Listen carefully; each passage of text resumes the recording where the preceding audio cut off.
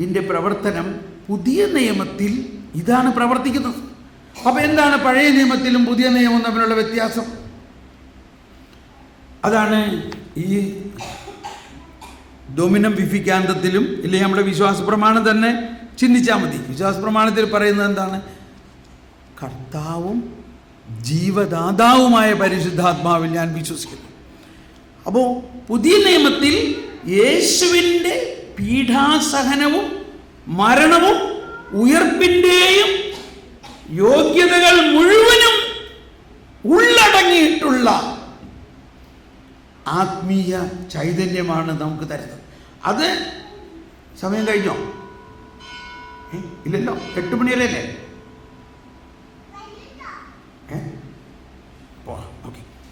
അപ്പോൾ പരിശുദ്ധാത്മാവ് ഈ സാൽവിഫിക് എക്കോണമി എന്ന് പറയും. അതായത് യേശുവിൻ്റെ പീഡാസഹനവും മരണവും ഉയർപ്പും കഴിഞ്ഞതിന് ശേഷം അതിനെക്കുറിച്ച് ഈശോ പറയാണ്, ഞാൻ എൻ്റെ പിതാവിനോട് പ്രാർത്ഥിക്കുകയും, എല്ലാവരും പറഞ്ഞേ, എന്നേക്കും നിങ്ങളോടുകൂടി ആയിരിക്കാൻ മറ്റൊരു സഹായകനെ നൽകും. അപ്പൊ എന്താണ് അവിടെ പ്രത്യേകം ശ്രദ്ധിക്കേണ്ടത്? എന്നേക്കും. നമ്മൾക്ക് ഉള്ള ഈ പരിശുദ്ധാത്മാവ് പ്രേഷിത ചൈതന്യം എന്ന് പറയുന്നത് ആരെ പ്രഘോഷിക്കാനാണ്? പഴയ നിയമം പ്രഘോഷിക്കുന്ന ചൈതന്യമാണോ പുതിയ നിയമം പ്രഘോഷിക്കുന്ന ചൈതന്യമാണോ?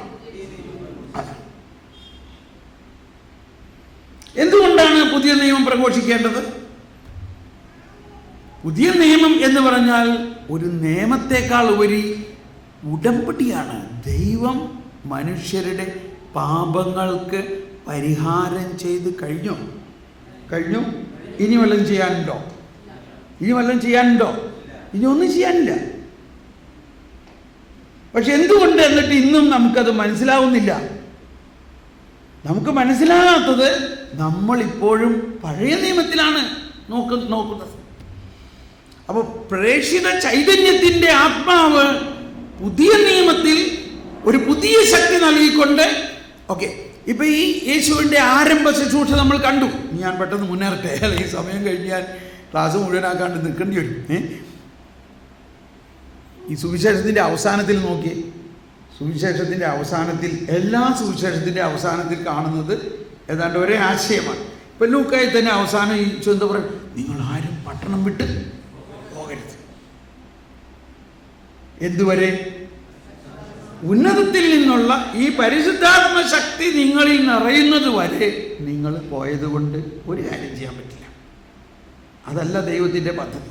അതാണ് പ്രേഷിത ചൈതന്യം, അതാണ് പ്രേഷിതത്വത്തിൻ്റെ ആത്മാവാണ്. എന്തിനു പറയണു? ഞാനിങ്ങനെ പറയണത് വിമർശിച്ചിട്ടല്ല, ഒരു ആശയം പറയാം. നമ്മളൊക്കെ മിഷൻ സൺഡേയിൽ എന്ത് ചെയ്തിരുന്നു? മിഷൻ സൺഡേ ആയിട്ട് നമ്മൾ എന്ത് ചെയ്തിട്ടുണ്ട് പറഞ്ഞു? ആ തേങ്ങയും വെള്ളിരിക്കയും കപ്പങ്ങയും ഒക്കെ തലയിൽ വെച്ചുകൊണ്ട് പള്ളിയിൽ വന്നിരുന്നു ഇല്ലേ? എന്തിനാണ്? ഇതൊക്കെ വിറ്റ് കുറച്ച് കാശ് അയച്ചു കൊടുത്താൽ മിഷൻ നടക്കുമെന്നാണ് നമ്മൾ കേട്ടേക്കുന്നത്. ഇന്നും മിഷൻ സൺഡേ എന്ന് പറഞ്ഞാൽ യൂറോപ്പിലാണെങ്കിലും വലിയ വലിയ പാവപ്പെട്ട, അല്ലെങ്കിൽ നമ്മുടെ ഇന്ത്യയിൽ ഉള്ള ആരെങ്കിലും പിച്ചക്കാർ പാത്രം നീട്ടണ ഒരു പടം, അല്ലെങ്കിൽ നൈജീരിയയിലെ ആഫ്രിക്കൻ പിള്ളേർ ഇങ്ങനെ വരമാതിരിയുള്ള പിള്ളേരുടെ 2 പടം, മിഷൻ സൺഡേ. അപ്പോൾ അവർക്ക് ഇച്ചിരി കാശ് അമ്മമാർ കൊടുക്കും. ഇവിടെ നമ്മൾ കളക്ഷൻ എടുക്കും. ഇതാണോ മിഷൻ? ഇതിനൊക്കെ നമ്മളൊരു പുതിയ കാഴ്ചപ്പാടുണ്ടാവണോ വേണ്ടയോ? മിഷൻ എന്ന് പറഞ്ഞ എന്താ? എന്നാൽ പോപ്പിന്റെ പ്രസംഗത്തിൽ പറയും, സഭയുടെ ആദ്യ ദൗത്യം പ്രേക്ഷിത പ്രവർത്തനമാണ്. എന്നിട്ട് നമ്മുടെ സഭയിൽ എല്ലാവരും ആ ഒരു ഉൾക്കാഴ്ചയിലാണോ നീങ്ങുന്നത്? ഞാൻ വിമർശിക്കാനെന്ന് പറയല്ല, നമ്മൾ ആരെങ്കിലും ഇതിനെക്കുറിച്ച് ചിന്തിക്കണോ വേണ്ടയോ? ചർച്ച് എക്സിസ്റ്റ് ഫോർ മിഷൻ എന്നാണ് വത്തിക്കാൻ മുതൽ രണ്ടാം വത്തിക്കാൻ സുനദോസിലും എല്ലാ മിഷൻ സൺഡേയിലും ഉള്ള എവിടെയെങ്കിലും എഴുതിയിട്ടുണ്ടാവും, ചർച്ച് എക്സിസ്റ്റ് ഫോർ മിഷൻ. സഭ എന്തിനാണ്? സഭയുടെ ആദ്യ ദൗത്യം എന്താണ്? മിഷൻ. അത് തന്നെയാണ് ഈശോ പറഞ്ഞത്. നിങ്ങൾ ആരും പട്ടണം വിട്ട് പോകരുത്. ഈ മിഷൻ, ഈ ദൗത്യത്തിന്റെ ആത്മാവ് നിങ്ങളിൽ നിറഞ്ഞു കഴിയുമ്പോൾ നിങ്ങൾ എന്ത് ചെയ്യുമെന്ന് എനിക്കറിയാം. ഈ അപ്പസ്തോലന്മാര് യേശുവിന്റെ മരണം കഴിഞ്ഞപ്പോൾ വിറങ്ങലിച്ച് ഒരു മുറിക്കകത്ത് അടഞ്ഞിങ്ങനെ ഇരിക്കുകയാണ്. ഇത്രയും 3 വർഷം യേശുവിൻ്റെ കൂടെ സഞ്ചരിച്ച അപ്പസ്തോലന്മാര് എന്താ ഇങ്ങനെ ഇരിക്കണേ? ഭയന്ന് വിറച്ച്. യോഹന്നാൻ 20:19 മുതൽ അവർ യഹൂദരെ ഭയന്ന് മുറി അടച്ച് അകത്തിരിക്കണം. അപ്പൊ എന്ത് സംഭവിച്ചു? പെട്ടെന്ന് അവരിങ്ങനെ അടച്ച് പേടിച്ചിരിക്കുമ്പോൾ പെട്ടെന്ന് യേശു അവരുടെ മുമ്പിൽ വന്ന് നിൽക്കണം. ഞാനിങ്ങനെ ചിന്തിക്കാണ്. ഉടനെ പത്രോസ് ചോദിച്ചു, നിങ്ങൾ ആരാ വാതിൽ കൊടുത്ത്? വാതിൽ കൊടുക്കാൻ ആരും കൊടുത്തു? അയ്യോ, ഞങ്ങളാരും തുറന്നില്ലല്ലോ. വാതിൽ കൊടുക്കാൻ ആളെങ്കിലും അകത്ത് കയറി. എല്ലാവരും കൈമലക്കാൻ തുടങ്ങി. അപ്പോഴാണ് അവർ നോക്കുമ്പോൾ, എടാ, ഇത് 2 ദിവസം മുമ്പ് കുരിശിൽ തറച്ച് കൊന്നു കുഴിച്ചിട്ട നമ്മുടെ കർത്താവുണ്ടോ?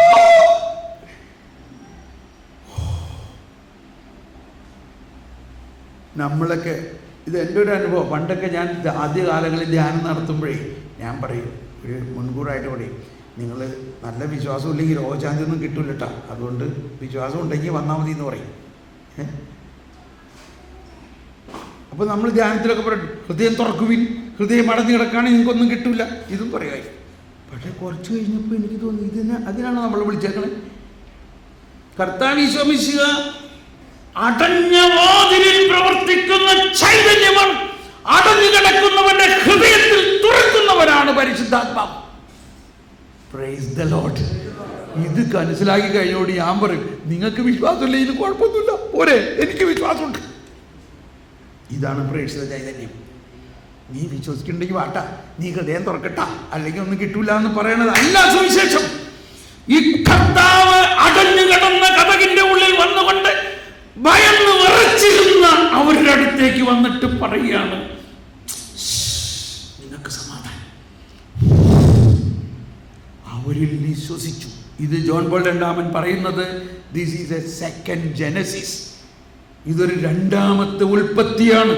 ആദ്യത്തെ ഉൽപ്പത്തിയിൽ ഒരു മണ്ണുകൂമ്പാരത്തിന്റെ മേൽ ഊതിയപ്പോൾ ആദത്തെ ഉണ്ടായെങ്കിൽ ആ ആദം ചെയ്ത പാപത്തിന് പരിഹാരം ചെയ്തുകൊണ്ട് ഇതാ ആ പുതിയ ഒരു മനുഷ്യ വംശത്തിന് രൂപം കൊടുക്കുന്ന ഒരു ഊതലായിരുന്നു അത്. അത് അവര് കുറച്ചു പേരെ മാത്രമുള്ള ഊതലല്ല, അതാണ് പുതിയ നിയമത്തിന്റെ ചൈതന്യം. എന്നിട്ട് അവരോട് പറയുകയാണ്, എന്താ പറഞ്ഞത്? അവർക്ക് കൊടുത്ത പ്രേക്ഷിത വിളി എന്താ? പിതാവ് എന്നെ അയച്ച പോലെ ഞാൻ നിങ്ങളെ അയക്കുന്നു എന്ന് പറഞ്ഞ എല്ലാവരും, പിതാവ് എന്നെ അയച്ച പോലെ ഞാൻ നിങ്ങളെ അയക്കുന്നു. ഇതിന് എന്തോ, ഞാൻ ഒരിക്കൽ അച്ഛന്മാരുടെ ധ്യാനത്തിന് 5 ദിവസം ഈ ഒറ്റ സെന്റൻസ് വെച്ചുകൊണ്ട് അതിൻ്റെ ഒരു 36ഓളം പോയിന്റുകൾ എടുക്കാൻ പറ്റും. 36ഓളം പോയിന്റ് ഈ ഒറ്റ വാക്യത്തിൽ നിന്ന്. പിതാവ് എന്നെ അയച്ച പോലെ ഞാൻ നിങ്ങളെ അയക്കുന്നു. ഇത് ചിലർ പറയും, അത് അപ്പസ്തോലന്മാർക്ക് മാത്രമുള്ളതാണ് കേട്ടോ. നമ്മുടെ ഉള്ളിൽ വസിക്കുന്നത് ആരാ? നമുക്ക് മാമോദീസായിലൂടെ ആരാ കിട്ടിയത്? മാമോദീസായിലൂടെ നമ്മളിലേക്ക് കടന്നു വന്നിരിക്കുന്നത് ആരാ? കർത്താവ് ഈശോ മിശിഹ തന്നെ നമ്മളിലേക്ക് വന്നിരിക്കുന്നത്. അതാണ് കാറ്റഗിസത്തിൽ എത്രയാണ്? 795.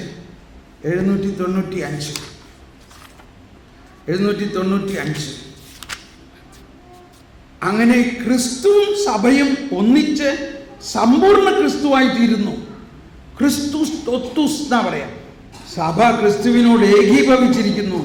ഈ ഐക്യത്തിന് തീവ്രമായ അവബോധം വിശുദ്ധന്മാർക്കുണ്ട്. എന്നിട്ട് സെന്റ് അഗസ്റ്റിൻ പറയാണ്, നാം ക്രിസ്ത്യാനികളാകുക മാത്രമല്ല, പിന്നെയോ ക്രിസ്തു തന്നെ ആയിത്തീർന്നിരിക്കുന്നു. നാം ആരായിത്തീർന്നിരിക്കുന്നു? ക്രിസ്തു തന്നെയാണ്. ഓരോ വിശ്വാസിയുടെയും അകത്ത് ക്രിസ്തു പൂർണ്ണമായിട്ട് ജീവിക്കുന്നു. അതാണ് പൗലോസ് പറയുന്നത്, ഞാനല്ല, എന്നിൽ ക്രിസ്തു ജീവിക്കുന്നു. ഈ വിജയശ്രീലാളിതനായ ക്രിസ്തു, ഈ ആത്മാവിനാൽ നിറഞ്ഞ ക്രിസ്തു, അങ്ങനെ ഒരു നമുക്ക് വേണം. നമ്മൾ ഭയത്തിൻ്റെ ആത്മാവിനെ അല്ല, നമുക്കൊരു ധൈര്യത്തിൻ്റെ ആത്മാവ്. അതാണ് എനിക്ക് 2 ദിവസം മുമ്പ് എന്നെ വളരെയധികം ശക്തിപ്പെടുത്തി ഈ സെബസ്ത്യാനോസിൻ്റെ പെരുന്നാളിൻ്റെ ദിവസം. ഞാൻ ആലോചിച്ചു, നമ്മൾ ഈ കേരളക്കരയിൽ സെബസ്ത്യാനോസിനെ കുറിച്ച് ഇത്രയും ഭക്തി ഉണ്ടെങ്കിലും ആ സെബസ്ത്യാനോസിൻ്റെ ആത്മധൈര്യം നമ്മളിൽ എത്ര പേർക്കുണ്ട്? ആത്മധൈര്യം ഇല്ലേ? ഈ ക്രിസ്ത്യാനി എന്ന് പറയാൻ പാടില്ലാത്ത സ്ഥലത്ത് ചെന്നിട്ട് ജയിലിലും അവിടെ ഇവിടെയൊക്കെ പോയി ക്രിസ്തുവിനെ പ്രഘോഷിച്ച്. അപ്പോൾ എനിവേ, സംക്ഷിപ്തത്തിൽ ആത്മധൈര്യമാണ് ഈ പ്രേക്ഷിത ചൈതന്യത്തിൻ്റെ. നമ്മളിപ്പോഴും ആത്മധൈര്യമില്ലാണ്ടാണ് വചനം പ്രഘോഷിക്കുന്നത്. ഇങ്ങനെയൊക്കെ പറഞ്ഞാൽ അവരെന്ത് വിചാരിക്കട്ടെ, അതുകൊണ്ട് അതൊന്നും പറയണ്ട. നമുക്ക് അവർക്ക് ഇഷ്ടമുള്ളത് പറയാം. എന്തുകൊണ്ടാണ്? അതുകൊണ്ടാണ് പൗലോസ്ലീഹ പറഞ്ഞത്, നിങ്ങൾ എനിക്ക് വേണ്ടി പ്രാർത്ഥിക്കും. എന്തിനു വേണ്ടി പ്രാർത്ഥിക്കേണ്ടത്? ഞാൻ ധൈര്യപൂർവം എന്ന് വായിച്ചത് എഫേസ്യോസ് 6:18. എഫേസ്യോസ്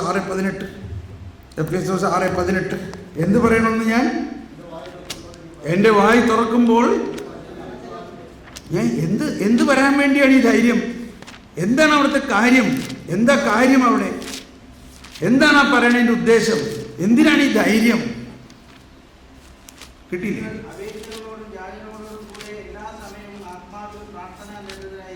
അടുത്തത്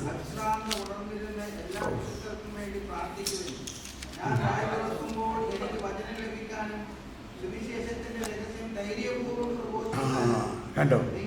എന്തിനാണ് ധൈര്യം വേണ്ടത്? സുവിശേഷത്തിൻ്റെ രഹസ്യം. സുവിശേഷത്തിൻ്റെ രഹസ്യം പറഞ്ഞാൽ കല്ലേറ് കൊള്ളുമെന്നറിയാം. അത് കൊള്ളണം. അതിനുവേണ്ടി എനിക്ക് ധൈര്യപൂർവം. അപ്പോൾ പ്രേക്ഷിത ദൗത്യത്തിൻ്റെ ചൈതന്യം എന്ന് പറയുന്നത് ആളുകളെ പ്രീതിപ്പെടുത്തുന്നത് പറയണതിലല്ല. എന്താ ഒന്നുകൂടി വായിച്ചത്? ക്രിസ്തുവിൻ്റെ സുവിശേഷത്തിൻ്റെ രഹസ്യം. ഇനി ഇത് നോക്കൂ, അപ്പസ്തോല പ്രവർത്തനം നോക്ക്. അപ്പസ്തോല പ്രവർത്തനത്തിൽ ആദ്യം തന്നെ നമുക്കറിയാം, പരിശുദ്ധാത്മാവ് നിങ്ങളുടെ മേൽ വന്നു കഴിയുമ്പോൾ നിങ്ങൾക്ക് ശക്തി പ്രാപിക്കും. എന്തിനാണ്? എൻ്റെ സാക്ഷികളാകാൻ. എവിടെ സാക്ഷികളാകാൻ? അതിർത്തി വരെ. അപ്പോൾ അതെല്ലാം നമ്മൾ മനസ്സിലാക്കേണ്ടത് ഒരു വലിയ വെല്ലുവിളിയാണ് അവിടെ. നമ്മൾ കുറച്ച് രോഗശാന്തി, കുറച്ച് മധ്യസ്ഥ പ്രാർത്ഥനയും, വിസ കിട്ടാത്തവർക്ക് വിസ, വീടില്ലാത്തവർക്ക് വീട്, ജോലി ഇല്ലാത്തവർക്ക് ജോലി, ഇതിനെല്ലാം പ്രാർത്ഥിച്ച് കൈയടിച്ച് ഹല്ലേലൂയ പാടുന്നതല്ല സുവിശേഷ പ്രഘോഷം. ഞാൻ ക്ഷമിക്കണം, ഇങ്ങനെ പറയുന്നത് കൊണ്ട് ആരെയും കുറ്റം പറയാമെന്ന് വിചാരിക്കരുത്. ഇത് ഞാൻ തന്നെ ചെയ്തിരുന്ന കാര്യങ്ങളാണ്. പക്ഷെ ഇപ്പം എനിക്ക് മനസ്സിലായി, 1 കൊറിന്ത്യൻസ് 15:19 കാര്യം കിടക്കുന്നത്. എന്താ 1 കൊറിന്ത്യൻസ് 15:19 പറയുന്നത്? ഈ ജീവിതത്തിന് വേണ്ടി മാത്രം ക്രിസ്തുവിൽ പ്രത്യാശ വയ്ക്കുന്നവരാണെങ്കിൽ നമ്മൾ എല്ലാ മനുഷ്യരെയും കാൾ നിർഭാഗ്യവാന്മാരാണ്. ഇങ്ങനെയാണെങ്കിൽ ഇന്ന് ഈ കേരളത്തിൻ്റെ സുവിശേഷ പ്രഘോഷണ മേഖലയിൽ ഒരു അഴിച്ചുപണി വേണോ? അതിന് നിങ്ങൾക്ക് ധൈര്യമുണ്ടോ? അതിനാണ് പുതിയൊരു മുന്നണി വേണ്ടത്. അതെല്ലാവരും ഒന്ന് പറഞ്ഞാൽ വചനം. ഈ ജീവിതത്തിന് വേണ്ടി മാത്രം ക്രിസ്തുവിൽ പ്രത്യാശ വയ്ക്കുന്നവരെങ്കിൽ നിങ്ങളെല്ലാവരെയും കാൾ നിർഭാഗ്യവാന്മാരാണ്. അപ്പൊ എന്താണ് നമ്മളുടെ വിളി? നമ്മുടെ വിളി ഈ ജീവിതത്തിന് അപ്പുറത്ത് വലിയ പ്രവർത്തന സാധ്യതയുണ്ട്. ഇപ്പോ അൽഫോൻസാമ പ്രവർത്തിക്കുന്നുണ്ടോ? മദർ തെരേസ പ്രവർത്തിക്കുന്നുണ്ടോ? ഫ്രാൻസിസ് അസീസി പ്രവർത്തിക്കുന്നുണ്ടോ? അപ്പം നമ്മൾ വിചാരിക്കുന്നത് ഈ ജീവിതത്തിൽ മാത്രമേ പ്രവൃത്തിയുള്ളൂ എന്നാണ്.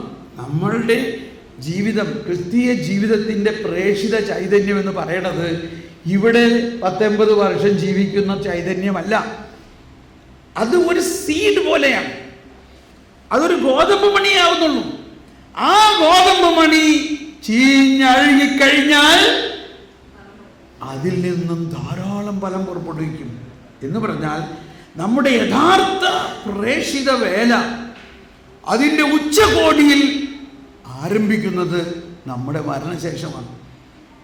കൊച്ചു ത്രേസ്യ എല്ലാം പറഞ്ഞിരുന്നത് എന്താണ്? എനിക്ക് വേഗം ഒന്ന് അങ്ങോട്ട് പോയാൽ മതി, എന്നിട്ട് അവിടെ നിന്ന് ഞാൻ ഒരേ സമയത്ത് ലോകം മുഴുവനിലേക്കും പ്രസരിക്കും. അപ്പം ഞാൻ ഇപ്പോഴും ആഗ്രഹിക്കുന്നത്, ഞാനിപ്പം മരിച്ച് സ്വർഗത്തിൽ ചെല്ലുകയാണെങ്കിൽ എനിക്ക് വേറൊരു പ്രേക്ഷിത ചൈതന്യമാണ്. എനിക്ക് ഒരേ സമയത്ത് റഷ്യയിൽ നിന്നും ചൈനയിൽ നിന്നും പാകിസ്ഥാൻ, അഫ്ഗാനിസ്ഥാൻ, ഇന്ത്യ, അതൊക്കെ എപ്പോൾ വേണമെങ്കിലും ചെയ്യാമല്ലോ. ഇതെല്ലാം എനിക്ക് ഒരേ സമയത്ത് പ്രഘോഷിക്കാൻ പറ്റും.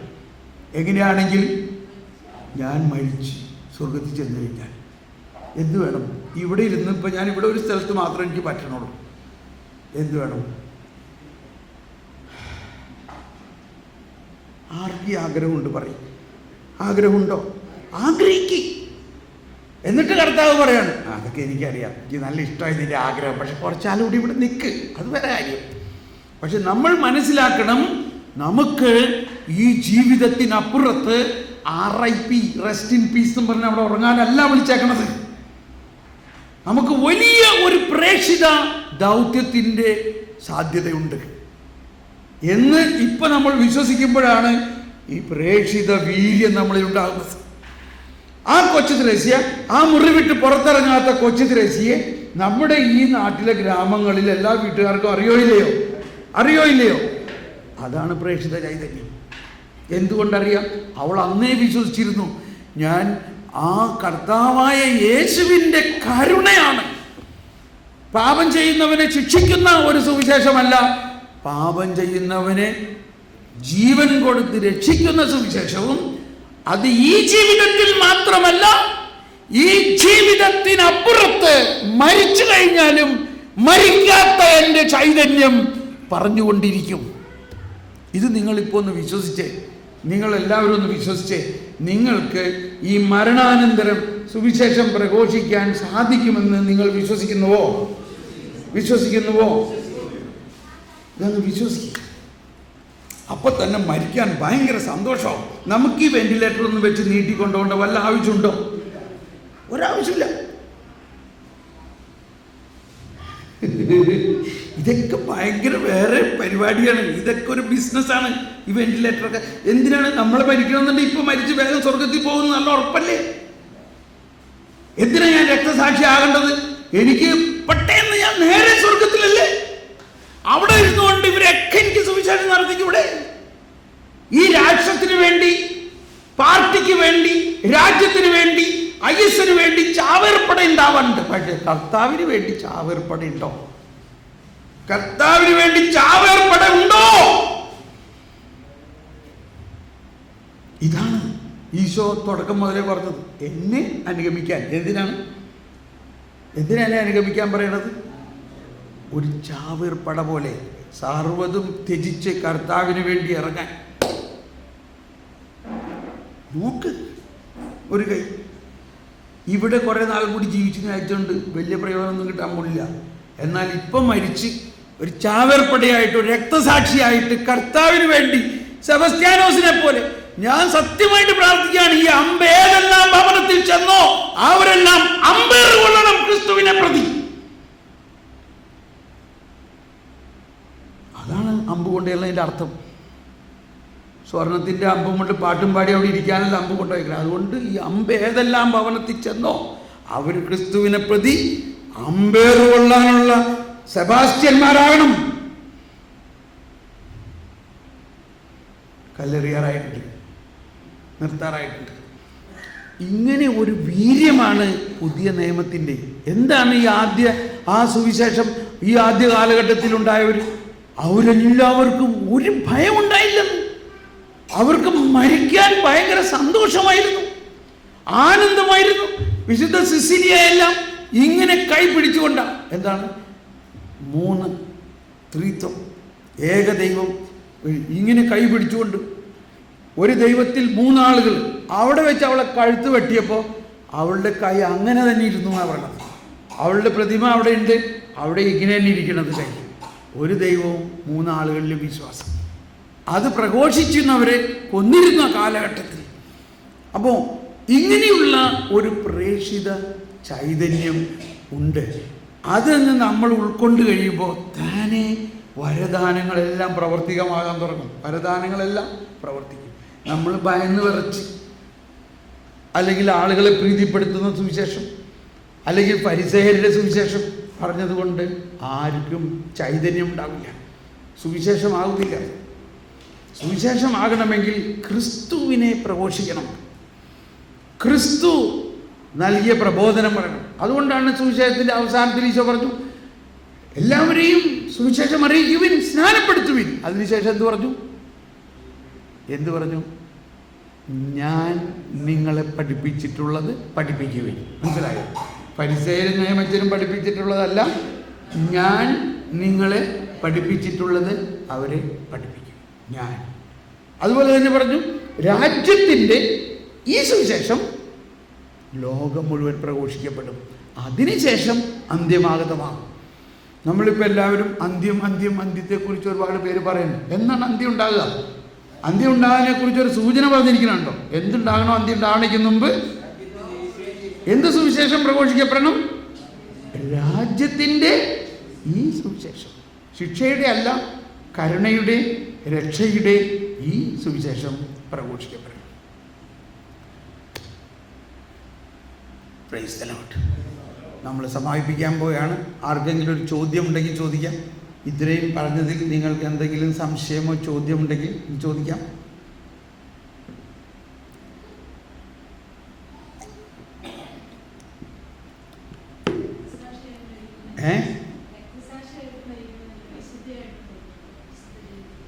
രക്തസാക്ഷിയായിട്ട് മരിക്കുന്നതോ?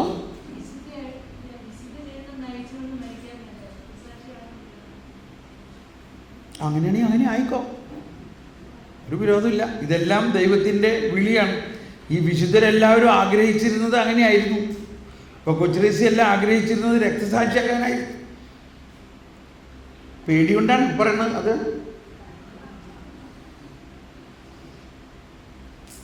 എല്ലാവരുടെയും വിളി വിശുദ്ധരായിട്ട് മരിക്കാനാണ്. നിങ്ങളെന്താ വിചാരിച്ചേക്കണേ? ബാക്കിയുള്ളവരൊക്കെ പാപികളാണ്, അവരൊന്നും സ്വർഗത്തിൽ പോകില്ലെന്നാണ് വിചാരിച്ചേക്കണേ. കർത്താവ് ആഗ്രഹിക്കണ എന്താ? എല്ലാവരും സ്വർഗത്തിൽ പോകണമെന്നാണ് കർത്താവ് ആഗ്രഹിക്കണത്. പാപി സ്വർഗത്തിൽ പോവോ? പറഞ്ഞേ, പാപി സ്വർഗത്തിൽ പോവോ? ഇല്ല. അപ്പൊ പിന്നെ എന്തിനാ പിന്നെ നമ്മൾ സുവിശേഷം പ്രഘോഷിക്കണമില്ല? കണ്ടോ, ചുങ്കക്കാരും പാപികളും നിങ്ങൾക്ക് മുമ്പേ പോകും. ഈ ചേട്ടന്മാർ രണ്ടുപേരും വന്ന്, ഇയാളും വാ, ഇയാളും നീ വാ, നിങ്ങൾ രണ്ടുപേരും വാ. ഞാനൊരു ഡെമോൺസ്ട്രേഷൻ കാണിച്ചു തരാം. ഞാനൊരു പാപിയാണ്, ഞാൻ കർത്താവിൽ വിശ്വസിക്കുന്നേ ഇല്ല, കർത്താവിനെ തിരസ്കരിക്കുകയും, രണ്ടുപേരും വാ, തിരസ്കരിക്കുകയും പാപകരമായ ജീവിതം നയിക്കുകയും ചെയ്തു. ചേട്ടനടുത്തു. ഞാൻ ഇവരുടെയൊക്കെ പേര് മറന്നു കേട്ടോ. പണ്ട് മൈക്കിളും ജോർജ്, ഇവരൊക്കെ നമ്മുടെ സ്ഥിരം ആൾക്കാരായിരുന്നു. നീ ഇപ്പോൾ പിശാചിൻ്റെ റോളാണ് അഭിനയിക്കാൻ പോണത്. മൈക്കിൾ കത്തോലിക്ക സഭയുടെ റോളാണ് അവിടെ. ഓക്കെ, ഞാൻ ഒരു പാപിയാണ്, എന്നെ പിശാച് പിടിച്ച് നരകത്തിൽ കൊണ്ടുപോകുമെന്നും പറഞ്ഞ് വാശി പിടിച്ച് എന്നെ വലിച്ചോ. ഇതും കണ്ടുകൊണ്ട് ഇയാൾ നോക്കി നിൽക്കുമോ? അവിടെ പറയും ഇല്ല. ഇദ്ദേഹം ആരാ? കത്തോലിക്ക സഭ. എല്ലാ വിശുദ്ധന്മാരും, മാലാഖമാരും, മാർപ്പാപ്പമാരും, ഇപ്പം നിലവിലുള്ള എല്ലാ വിശ്വാസികളും, ഇവരെല്ലാവരും എല്ലാ ദിവസവും പ്രാർത്ഥിക്കണം. എന്താ? ഓ എൻ്റെ ഈശോയെ, എല്ലാവരും പ്രാർത്ഥിച്ച്, ഓ എൻ്റെ ഈശോയെ, ഞങ്ങളുടെ പാപങ്ങൾ ക്ഷമിക്കണേ, നരകത്തിൽ ഞങ്ങൾ രക്ഷിക്കണമേ, എല്ലാ ആത്മാക്കളെയും പ്രത്യേകം അങ്ങയുടെ കാരുണ്യം ഏറ്റവും ആവശ്യമുള്ള ഈ ഇപ്പൊ ആര് ജയിക്കും? ഇവിടെ പറയും, വലിച്ചോ. ഇപ്പൊ ആര് ജയിക്കും? പറയും. നമ്മൾ ജയിക്കും. അപ്പൊ നമ്മൾ മനസ്സിലാക്കേണ്ടത് സുവിശേഷം എന്ന് പറഞ്ഞ ഇതാണ്. ഈ പാപിയെ അല്ലെങ്കിൽ ഒരുവനെ പിശാച് വലിച്ചുകൊണ്ട് പോകുന്നത് നോക്കി നിൽക്കുന്ന ഒരു സഭയല്ല നമ്മൾ. 5 ലക്ഷം വൈദികരും മാർപ്പാപ്പമാരും എല്ലാം അടങ്ങുന്ന ഈ സഭ ഓരോ നിമിഷവും പ്രാർത്ഥിച്ചു കൊണ്ടിരിക്കുന്നത് എല്ലാവരും സ്വർഗത്തിൽ പോകണമെന്നാണ്. ആണോ അല്ലയോ? അതാണ് ഇത് വിശ്വസിക്കുന്നോ നിങ്ങൾ? അതോ കുറെ പേര് നരകത്തിൽ പോകണമെന്ന് ആഗ്രഹിക്കുന്നോ? എന്താ നമ്മൾ ആഗ്രഹിക്കുന്നത്? കുറച്ചു പേരെങ്കിലും നരകത്തിൽ പോണോ വേണ്ടയോ? വേണോ? പോണോ? അപ്പൊ നമ്മുടെ ആഗ്രഹം എന്താ? പിതാവായ ദൈവം ആഗ്രഹിക്കുന്നത് ആരെങ്കിലും നരകത്തിൽ പോകണമെന്ന് ആഗ്രഹിക്കുന്നുണ്ടോ? ഇല്ല. പിന്നെ എന്തിനാ നരകം? നരകമുണ്ടോ? ആ ഇടതുവശത്ത് നിൽക്കണവരെന്നൊക്കെ പറയണേ എന്താ? അതെല്ലാം ഉണ്ട്, പോകും ചെയ്യുമെന്ന് പറയുകയും ചെയ്യും. ഇപ്പോൾ ഈശോ തന്നെ പറഞ്ഞു, താങ്ക് യു ജോർജ്, ഈശോ തന്നെ പറഞ്ഞു, നിനവേക്കാർക്ക് കൊടുത്ത അടയാളമല്ലാതെ ഞാൻ വേറൊരു അടയാളത്തില്ല. യോന നിനവേക്കാർക്ക് അടയാളമായിരുന്നു, എന്നാൽ ഇതാ യോനായേക്കാൾ വലിയവൻ. ഇതിൻ്റെയൊക്കെ അർത്ഥം എന്താണെന്ന് മനസ്സിലാക്കണം. യോന അവിടെ ചെന്ന് യോനായോട് പറഞ്ഞു, നീ പറഞ്ഞോ ഇവരെയൊക്കെ നശിപ്പിക്കാൻ പോകണം. യോന വെച്ചടിച്ച് നശിപ്പിക്കാൻ പോകാണ്. അവരുടനെ ചാക്കുർത്ത് ചാരം പൂച്ചി പശ്ചാത്തപിച്ച വഴി കർത്താവ് പറഞ്ഞു, ഓ ഞാൻ ഇവരെ നശിപ്പിക്കില്ല. അപ്പോൾ മോശമല്ല, യോനയ്ക്ക് ദേഷ്യം കയറി. നമുക്കറിയാം ഹിസ്റ്ററിയൊക്കെ കഴിഞ്ഞിട്ടോ, നിർത്താട്ടോ. അപ്പോൾ യോനയ്ക്ക് ദേഷ്യം കയറി. ആ സ്ഥാനത്താണോ ഈശോ? ഇതാ യോനായേക്കാൾ വലിയവൻ ഇവിടെ എന്ന് പറഞ്ഞാൽ എന്താ? യോന അവരുടെ പാപത്തിന് പരിഹാരം ചെയ്തോ? കർത്താവ് ഈശോ മിശിഹ നിനവേക്കാരുടെ പാപത്തിനും പരിഹാരം ചെയ്ത് കഴിഞ്ഞതാണ്. പെട്ടെന്നൊരാശയം കൂടി പറഞ്ഞോട്ടെ കേട്ടോ, ഇതിൻ്റെ മർമ്മമാണ്. അപ്പോൾ നമ്മൾക്ക് ഈ പ്രേക്ഷിത ചൈതന്യം പരിശുദ്ധാത്മാവിലൂടെ നമ്മളിൽ ജ്വലിക്കണമെങ്കിൽ നമ്മൾ വിശ്വസിക്കേണ്ടത് പൗലോസ്ലീഹ പറഞ്ഞതും കാറ്റഗിസത്തിൻ്റെ ആമുഖത്തിൽ എഴുതിയിരിക്കുന്നതും എല്ലാവരും സത്യം അറിയണമെന്നും എല്ലാവരും രക്ഷിക്കപ്പെടണമെന്നുമാണ് ദൈവം ആഗ്രഹിക്കുന്നത്. മറിച്ച് നിങ്ങൾ ഇങ്ങനെയൊക്കെ ചെയ്യുകയാണെങ്കിൽ നരകത്തിൽ പോകും എന്ന് പറഞ്ഞ് പേടിപ്പിച്ചിട്ട് കാര്യമില്ല. ഇപ്പം ഇങ്ങനെ നമുക്കുണ്ടാവുന്ന ഇങ്ങനെയൊക്കെ പറയുകയാണെങ്കിൽ പിന്നെ അത് പാപം ചെയ്യാനുള്ള ലൈസൻസ് ആവില്ല എന്നാണ് ഒരു സംശയം. ഒരിക്കലുമില്ല. അവർ സത്യം അറിയണം. സത്യം അറിയുമ്പോൾ സത്യം സ്വതന്ത്രമാണ്. ഈ സത്യം അറിഞ്ഞാൽ മാത്രമേ നമ്മളെ സുവിശേഷത്തിന് ഉപയോഗിക്കാൻ പറ്റുള്ളൂ. സുവിശേഷം എന്ന് പറയുന്നത് സത്യമാണ്. നമ്മൾ അങ്ങനെയൊക്കെ പറഞ്ഞാൽ ഒരു പാപം ചെയ്യുമെന്ന് പറഞ്ഞുകൊണ്ട് പറയാതിരിക്കുകയല്ല വേണ്ടത്. പെട്ടെന്ന് ഒരാശയം കൂടി, ആദമും ഹവ്വയും പാപം ചെയ്തതുകൊണ്ട് അവരെ ഏദെൻ തോട്ടത്തിൽ നിന്ന് ശിക്ഷിച്ച് പുറത്താക്കി എന്നാണ് നമ്മൾ കേട്ടേക്കണില്ലേ? ആണോ അല്ലയോ? എന്തിനാണ് ഏദെൻ തോട്ടത്തിൽ നിന്ന് അവരെ പുറത്താക്കിയത്? അവർ പാപം ചെയ്തു. അടിസ്ഥാനപരമായിട്ട് നമുക്കുണ്ടാകേണ്ട ഒന്നെടുത്ത് വായിച്ച് ഉൽപ്പത്തി 3-ാം അധ്യായം 22-ാമത്തെ വചനത്തിൽ പറയുന്നത് എന്താ? ഉൽപ്പത്തി 3-ാം അധ്യായം 22-ാമത്തെ വചനത്തിൽ പറയുകയാണ്, എന്താ പറയുന്നത്? ഇനി അവർ ജീവന്റെ വൃക്ഷത്തിൽ നിന്ന് കൂടി പറിച്ച് ഭക്ഷിച്ച് അമർത്യരാകാതിരിക്കാൻ അവരെ ഏദെൻ തോട്ടത്തിൽ നിന്ന് പുറത്താക്കി. കണ്ടോ? ഒന്നെല്ലാവരും പറഞ്ഞ്, ഇനി അവർ ജീവന്റെ വൃക്ഷത്തിൽ നിന്ന് കൂടി പറിച്ച് ഭക്ഷിച്ച് അമർത്യരാകാതിരിക്കാൻ ഏദെൻ തോട്ടത്തിൽ നിന്ന് പുറത്താക്കി. കണ്ടോ? അപ്പൊ എന്താണ് അവരുടെ ഇപ്പോഴത്തെ അവസ്ഥ? എന്തായിരുന്നു? അല്ലെങ്കിൽ ആ സമയത്ത് അവരുടെ അവസ്ഥ എന്തായിരുന്നു? പാപാവസ്ഥയാണ്. എന്ന് പറഞ്ഞാൽ അവരുടെ ആത്മാവ് മരിച്ച അവസ്ഥയാണ്. ഈ മരണാവസ്ഥയിൽ, ഈ പൈശാചിക അവസ്ഥയിൽ അവർ ജീവന്റെ വൃക്ഷത്തിൽ നിന്ന് കൂടി പറിച്ച് ഭക്ഷിച്ച് അമർത്യരായാൽ എന്ത് സംഭവിക്കും? അവർക്ക് എന്ത് സംഭവിക്കും? അവർ പാപാവസ്ഥയിൽ അമർത്യരാകും, മരണാവസ്ഥയിൽ അമർത്യരാകും, പൈശാചിക അവസ്ഥയിൽ അവർ അമർത്യരാകും. അപ്പം അവരാരാവും? അപ്പം അവരെന്താവും? അപ്പം അവർ പിശാചാവും. പിന്നെ അവരെ മാനസാന്തരപ്പെടുത്താൻ പറ്റുമോ? പിന്നെ അവരെ രക്ഷിക്കാൻ പറ്റുമോ? പിന്നെ അവരെ രക്ഷിക്കാൻ പറ്റില്ല. അതുകൊണ്ട് അവരോട് എന്ത് പറഞ്ഞു കാണും? മക്കളെ, നിങ്ങൾ ഇവിടെ നിന്നാൽ അപകടമാണ്. നിങ്ങളെങ്ങാനും നിങ്ങളുടെ സ്ഥിരം പരിപാടിയാണ് എന്ത് തിന്നരുതെന്ന് പറഞ്ഞാൽ അത് നിങ്ങളെങ്ങാനും ഈ ജീവന്റെ വൃക്ഷത്തിൽ എങ്ങാനും തിന്നു കഴിഞ്ഞാൽ പിന്നെ നിങ്ങളെ രക്ഷിക്കാൻ പറ്റില്ല. അതുകൊണ്ട് ദൈവമായ കർത്താവ് അവർക്ക് തുകൽ കൊണ്ട് ഉടയാട ഉണ്ടാക്കി അണിയിച്ച് അവരെ പുറത്തു വിട്ടു. കണ്ടോ? ഈ തുകൽ എങ്ങനെ ഉണ്ടായി? തുകൽ എന്തിൻ്റെ ചിഹ്നമാണ്? തുകൽ എങ്ങനെ ഉണ്ടായി? തുകൽ എങ്ങനെ ഉണ്ടാക്കി? കുഞ്ഞാടുകളെ കൊന്നു തുകലുണ്ടാക്കി. ഒരിക്കൽ പരക്കലച്ചൻ്റെ പ്രഘോഷത്തിൽ ഞാൻ കേട്ടത്, കുഞ്ഞാടുകളുടെ രക്തം പുരണ്ട തുകൽ കൊണ്ട് അവരെ ഉടുപ്പിച്ചത് വരാനിരിക്കുന്ന ക്രിസ്തുവിനെ അച്ചാരമായി നൽകിക്കൊണ്ടാണ്.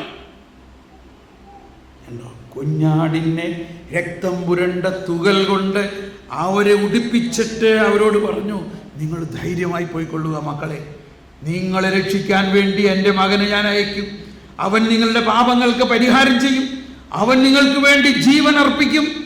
അവൻ നിങ്ങളെ വീണ്ടും പർദീസായിലേക്ക് കൊണ്ടുവരും. പെട്ടെന്ന് സമയം കഴിഞ്ഞു അല്ലേ? അയ്യോ, ഒരു 2 മിനിറ്റ് അവിടെ ഒന്ന് ഇതൊന്ന് തീർത്തോട്ടെ, അല്ലെങ്കിൽ ഈ ആദവും ഹവ്വയും അങ്ങനെ പാതാളത്തിലായിരിക്കെ, അവർ പാതാളം എന്ന് പറയുന്നത് നരകമല്ല, മരിച്ചവരുടെ വാസസ്ഥലം. ഈശോ ഗാഗുൽത്തായിൽ ഈ മനുഷ്യവംശത്തിൻ്റെ മുഴുവനും, അതായത് ആദവും ഹവ്വയും ചെയ്ത പാപം മുഴുവനും ഏറ്റെടുത്തതിന് ശേഷം അതിന് പരിഹാരം ചെയ്ത് അടക്കപ്പെട്ടപ്പോൾ ആദ്യം ചെന്നത് എവിടേക്കാ? പാതാളത്തിൽ ചെന്ന് ആദത്തെയും ഹവ്വയെയും അവിടെ നിന്ന് രക്ഷിച്ചു. അതോടൊപ്പം രക്ഷ കാത്തിരുന്ന ജനത്തെ മുഴുവനും രക്ഷിച്ച് സ്വർഗത്തിലേക്ക് കൊണ്ടുപോയി. അതിനുശേഷമാണ് ഈശോ ഉയർത്തെഴുന്നേറ്റത്. അതുകൊണ്ടാണ് നമ്മളിങ്ങനെ പാടുന്നത്, ആദത്തിനും സന്തതികൾക്കും പറുദീസായിൽ പുനരധിവാസം നൽകുന്നതിനായി സ്വർഗം തന്നെ ഭൂവിലിറങ്ങി മഹിതാത്ഭുതമേ. Praise the Lord. അപ്പോൾ ആദവും ഹവ്വയും ഇപ്പം എവിടെയാണ്? ഉത്ഭവപാപത്തിൻ്റെ വക്താക്കളായ ആദവും ഹവ്വയും സ്വർഗത്തിലാണ്. CCC 635 ഇതൊക്കെ വിശദമായിട്ട് എഴുതിയിട്ടുണ്ട്. അപ്പോൾ നമ്മളുടെ ഈ പുതിയ ചൈതന്യം എന്ന് പറയുന്നത് ഈ ആദവും ഹവ്വയെയും സ്വർഗത്തിലേക്ക് കൊണ്ടുപോയ യേശുക്രിസ്തു തന്നെ ആദവും ഹവ്വയുടെയും തിന്മയിലൂടെ ആരെല്ലാം തിന്മ വന്നോ അവരെല്ലാത്തിൻ്റെയും സ്വർഗത്തിൽ കൊണ്ടുപോയിട്ടേ അടങ്ങുകയുള്ളൂ. അതാണ് ഈശോ പറഞ്ഞത്, എൻ്റെ ആടുകളിൽ ഒന്നിനെപ്പോലും നഷ്ടപ്പെടാൻ ഞാൻ അനുവദിക്കുകയില്ല. ഞാൻ അവയ്ക്ക് നിത്യജീവൻ നൽകുന്നു. എൻ്റെ പിതാവ് എന്നേക്കാൾ വലിയവനാണ്. നമുക്ക് കണ്ണടച്ച് ഒന്ന് പ്രാർത്ഥിക്കാം. ദൈവമേ, ഞങ്ങളുടെ ഹൃദയത്തിൽ പരിശുദ്ധാത്മാവേ, ഈ പ്രേക്ഷിത ചൈതന്യം, പ്രേക്ഷിതത്വത്തിൻ്റെ ആത്മാവേ, ഈ പുതിയ സിദ്ധാന്തം, ഈ പുതു ചൈതന്യം ഞങ്ങളിൽ നിറയ്ക്കണമേ. ഈ പുതിയ ചൈതന്യം ഞങ്ങളിൽ ഒഴുക്കണമേ. ഈ പുതിയ ചൈതന്യം ഞങ്ങളിൽ നിന്നും കത്തിപ്പടരണമേ. ഇതിനാവശ്യമായ ജ്ഞാനവും ഇതിനാവശ്യമായ ദൈവിക വെളിപ്പെടുത്തലുകൾ ഞങ്ങൾക്ക് കിട്ടണമേ. പുതിയ അത് വരുമ്പോൾ പഴയത് താനെ മാറും. പുതിയ വീഞ്ഞ് പുതിയ തോൽക്കുടത്തിലാണ് ഒഴിക്കുക. പുതിയ വസ്ത്രം കിട്ടിയാൽ പഴയതിൽ നിന്ന് ആരും പുതിയതിൽ നിന്ന് മുറിച്ച് പഴയതിൽ ഏച്ചു കെട്ടാറില്ല. നമുക്കത് സ്വതന്ത്രമായി സ്തുതിക്കാം. പരിശുദ്ധാത്മാവേ, ഞങ്ങളിൽ ഈ ചൈതന്യം നിറയ്ക്കണമേ. ഈ ചൈതന്യം ജ്വലിപ്പിക്കണമേ. ഞങ്ങളിൽ കത്തിപ്പടരണമേ. Hallelujah, hallelujah. എല്ലാവരും ഒന്ന് സ്തുതിച്ചുകൊണ്ട് പരിശുദ്ധാത്മാവേ നന്ദി. Hallelujah, hallelujah, hallelujah. ജീവിക്കും ദൈവത്തിനരൂപിയെ നവ്യമായി ഞങ്ങളിൽ വസിക്കേണമേ. ഉരുക്കി ഞങ്ങളെ വാർത്തെടുത്ത് സ്നേഹം ഉപയോഗിക്കാം. Price the Lord.